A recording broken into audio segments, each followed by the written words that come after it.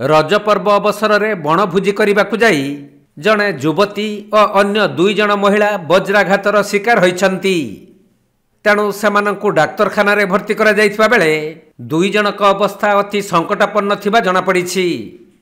एपरी अभावनीय घटना घटिछि रायगड़ा जिला गुड़ारी अंचल रे। मिलिथिबा सूचना अनुसार आज रज पर्वर थिला शेष दिन। तेणु सही खुशी रे मिलु डेपसाहीर प्राय 40 जन बणभोजीर आयोजन करथिले। आउ बणभोजी शेष करी आनंदरे समस्ते घर को फेरुथवा बेले प्रबल वर्षा सांगकु वज्रपात होइथिला। फलरे प्रसाद गौड़ंक 24 वर्षीय झियो सोनाली गौड़, फाल्गुनी गौड़ंक स्त्री रूपाली गौड़ और मनोज गौड़ंक स्त्री काजल गौड़ वज्राघातर शिकार होइथिले।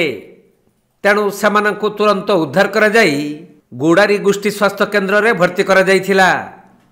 हेले सोनाली गौड़ और रूपाली गौड़ंक अवस्था अति संकटापन्न थिबारु सेमानंकु 108 एम्बुलेंस जुगे रायगड़ा मेडिकल को स्थानांतरित करा जाइछि। सेपटे काजल गौड़ंकु गुणपुर मेडिकल को पठा जाइछि। तेबे प्रबल वर्षा पवन जगु विद्युत सरबराह बंद हो जाइथिला। हेले अति दुख परितापर विषय जे गुड़ारी गोष्ठी स्वास्थ्य केन्द्र रे जेनेरेटर रो सुविधा नथिबारु रोगी माने हंतसंत होइथिबा देखिबाकु मिलिथिला।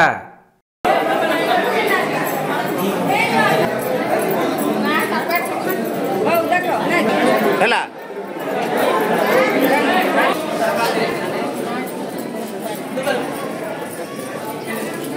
कीटा देई दो हां